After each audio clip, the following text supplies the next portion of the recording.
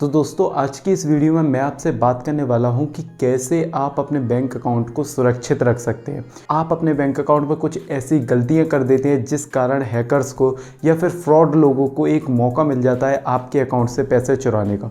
तो चलिए मैं आपको बताता हूं कुछ ऐसी गलतियां जो आप करते हैं और उन्हें कैसे आप सुधार लेंगे वो भी बताऊँगा, और आपको ये भी बताऊँगा कि क्या क्या चीज़ आपको करनी चाहिए जिससे कोई भी हैकर आपके अकाउंट को ईजिली एक्सेस ना कर सके। तो चलिए बताता हूँ मैं आपको वो गलतियां। आपको कभी भी ऐसा कोई वाईफाई से कनेक्ट नहीं करना है जिस पे पासवर्ड ना हो। कई सारे लोग सोचते हैं कि अभी इंटरनेट प्लान्स महंगे हो चुके हैं हर कंपनी के, तो वो लोग सोचते हैं हमें फ्री का वाईफाई मिल जाए और हम वहाँ पर कनेक्ट करके हम डेटा यूज़ कर लें। हाँ, वो सही सोचते हैं, लेकिन ये एक हैकर्स का या फिर फ्रॉड लोगों का जाल भी हो सकता है जिसमें स्कैमर्स लोग ओपन वाईफाई रखते हैं जिससे कोई भी बंदा उनके सर्वर से या फिर कह सकते हैं आप उनके राउटर से कनेक्ट करें। जैसे ही कनेक्ट करेगा आपका आईपी एड्रेस, कई सारी सेंसिटिव इन्फॉर्मेशन जो आपके फ़ोन में है वो लोग एक्सेस कर लेते हैं, इवन आपकी लॉगिन एंड यूज़र आईडी भी। अगर आप ऐसे किसी भी ओपन वाईफाई का इस्तेमाल करते हैं तो आपके लिए ये बहुत हानिकारक हो सकता है। तो मैं आपको बता दूं, अगर आपको ऑनलाइन फ्रॉड स्कैम से बचना है तो सबसे पहले आपको ऑनलाइन फ्री वाईफाई को तो यूज़ करना ही नहीं है, और फ्री है और उस पर अगर लॉक नहीं है तो बिल्कुल भी यूज़ नहीं करना है। दूसरी सबसे बड़ी कमी जो ज़्यादातर लोग कर देते हैं, हम किसी भी वाईफाई से कनेक्ट हैं या फिर पब्लिक इंटरनेट से कनेक्ट है या फिर हम किसी पार्क में बैठे हैं या फिर कॉफ़ी पार्लर में बैठे हैं, तो वहाँ पर हम बैठकर सीधी किसी का भी इंटरनेट कनेक्ट कर लेते हैं वहाँ कर, और वहाँ पर जाकर उसी इंटरनेट से कनेक्ट कर हम अपनी पेमेंट ट्रांजेक्शन कर लेते हैं। फॉर एग्जाम्पल, मैं कहीं बैठा हूँ बाहर और मुझे इंटरनेट नहीं है मेरे पास और मैंने वो इंटरनेट कनेक्ट कर लिया और मैंने अपनी ट्रांजेक्शन कर दी, तो ये भी एक बहुत बड़ी गलती हो सकती है कि आपके अकाउंट का पैसा चोरी हो सकता है। इसमें भी स्कैमर्स लोग आपके आईपी एड्रेस टैग कर आपके मोबाइल की कुकीज़ वगैरह यूज़ कर आपके मोबाइल के ज़्यादातर डेटा को एक्सेस कर सकते हैं, इवन आपके क्रेडिट कार्ड डिटेल्स, इवन आपकी लॉगिन आईडी, यूज़र आईडी और कई सारे ऐसे सेंसिटिव इन्फॉर्मेशन जो आपको नहीं पता होने चाहिए किसी को, वो भी पता कर सकते हैं, जिसके कारण आपका फ्रॉड हो सकता है। फिर मत कहना कि बताया नहीं, तो सिंपली से आपको ये दोनों चीज़ें तो यूज़ करनी ही नहीं है।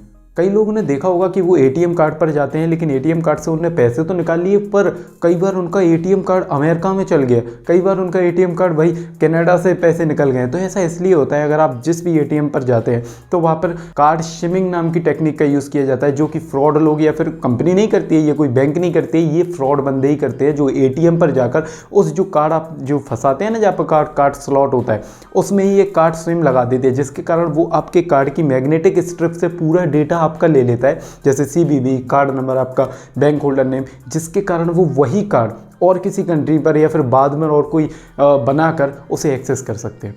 तो ये एक बहुत ही मेन चीज़ है जो आपको देखनी है जब भी आप एटीएम से पैसे निकालते हैं। वहाँ पर जैसे ही आप एटीएम जाते हैं, आपको पहले कार्ड का जो स्लॉट होता है उसे पकड़ के बाहर की ओर खींचना है थोड़ा बहुत। अगर वो खिंच जाता है तो समझ लीजिए वो एक कार्ड शिपिंग है। और दूसरी चीज़ आपको ये भी देखना है, जो एटीएम होता है ना उसके कीपैड भी कभी कभी लोग फ्रॉड लगा देते हैं, मतलब ऊपर से लगा देते हैं जिससे आपका पिन पता पड़ सके उसके नीचे।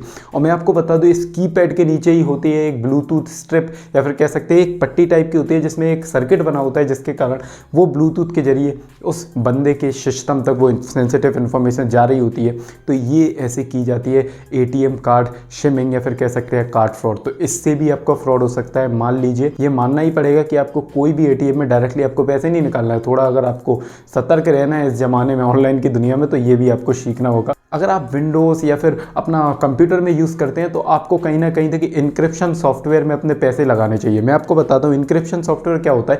जो भी आपकी सेंसिटिव इन्फॉर्मेशन होती है, for example user ID, password, या फिर जो भी आपके password, user ID, user name जो भी होती है, उन्हें इनक्रिप्टेड फॉर्म में रखता है उस कंप्यूटर में। मान लीजिए आपका वो कंप्यूटर अगर हैक भी होता है किसी कारण से, वो आपका पीसी हैक भी होता है, तो वो भी जो सेंसिटिव इन्फॉर्मेशन होती है, जैसे व्हाट्सएप पे नहीं एंड टू एंड इनक्रिप्शन होता है, मैसेज को इनक्रिप्ट कर देता है, मतलब कुछ भी भाषा में कन्वर्ट कर देता है, किसी के लिए रीडेबल नहीं होता है वो। तो उसी कारण कुछ ऐसे सॉफ्टवेयर्स है जो कि आपको परचेस करनी चाहिए मेरे ख्याल से। तो अगर आप विंडोज़ में ट्रांजैक्शन करते हैं, आपका बिजनेस ही ऐसा है, तो आपको ऐसा करना चाहिए। मैं कुछ सॉफ्टवेयर्स के नाम आपको सजेस्ट कर देता हूँ। एक्सक्रिप्ट, फोल्डर लॉक जैसे कई सारी एप्लीकेशन है जो कि आप यूज़ कर सकते हैं। गूगल पर आप और सर्च कर लीजिए, आपको सेंसिटिव इन्फॉर्मेशन इसके बारे में मिल जाएगी। पांचवी चीज़, यूज़ स्ट्रॉन्ग पासवर्ड। कई लोग क्या सोचते हैं कि हमने अपनी इंटरनेट बैंकिंग तो बना ली, हमने कोई भी चीज़ बना तो ली है, उसका पासवर्ड अरे डाल दो यार 1 2 3 4, या फिर डाल दो यार आई लव यू, या फिर डाल दो यार हमारा नेम या फिर मोबाइल नंबर। ऐसा नहीं करना है। आपको कोई भी पासवर्ड अपना घर के रिलेटेड, आपका मोबाइल नंबर, आपकी डेट ऑफ बर्थ, ऐसा बिल्कुल नहीं डालना है।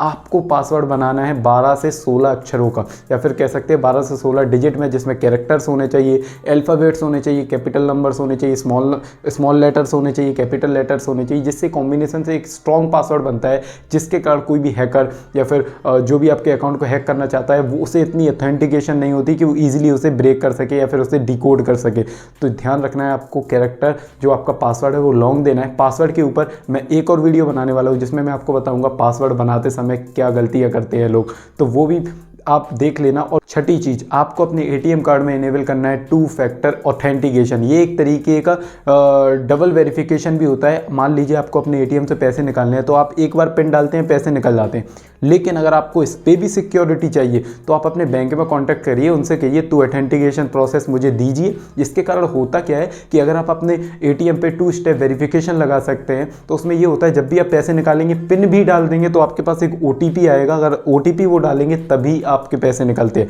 ये नॉर्मल इजीली तो नहीं मिलता है, आपको बैंक में कांटेक्ट करना पड़ेगा, बैंक को बताना पड़ेगा कि मुझे इमरजेंसी है, चाहिए ही है, मुझे ज़्यादा सिक्योर रहना है अपने बैंक के साथ, तो वो इजीली आपको प्रोवाइड करा देंगे। चाहे कोई भी बैंक हो, इजीली आपको मिल जाता है 2 स्टेप वेरिफिकेशन। 2 फैक्टर ऑथेंटिकेशन में एक चीज़ और मैं आपको बता दूँ, आपका पिन भी होता है, इसके साथ साथ अपने एटीएम कार्ड में आप फिंगरप्रिंट भी लगा सकते हो, उसे भी 2 फैक्टर ऑथेंटिकेशन में गिना जाता है। इसके साथ आप OTP भी एक्सेस कर सकते हैं अपने बैंक के थ्रू, तो वो आपको बैंक में जाकर करवाना पड़ेगा, यहाँ से तो नहीं होगा। 8वीं चीज़ जो सबको पता है, मोस्टली सब लोग जानते हैं कि आपको अपना पिन, पासवर्ड और आपका UPI pin, password, user name, login ID ये किसी के साथ शेयर तो नहीं करने हैं, OTP भी शेयर नहीं करने हैं।